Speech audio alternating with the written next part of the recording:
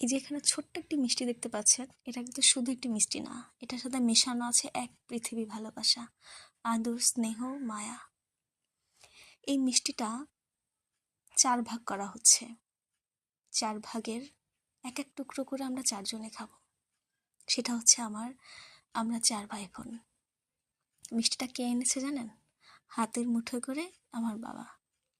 প্রতিবার মসজিদে যখনই যায়, গেলে যে কোনো মিলাদ, মাহফিল যাই হোক না কেন, হোক সেটা প্যাকেটে বা হাতে, প্যাকেটে দিলে প্যাকেটটা পকেটে করে নিয়ে আসে, হাতে দিলে হাতে মুঠো করে এই মিষ্টিটা নিয়ে অনেকটা পথ আসে একেবারে বাড়ি পর্যন্ত। এসে আমাদের যে কোনো একজনের হাতে তুলে দেয়, দিয়ে বলে এটা তোমাদের জন্য আনছি, তোমরা ভাগ করে খেও। বুঝতে পারছেন তো মিষ্টিটা কতটা অমূল্য?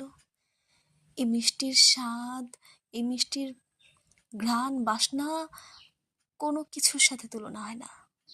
এর নামই হচ্ছে বাবা, আমাদের বাবা।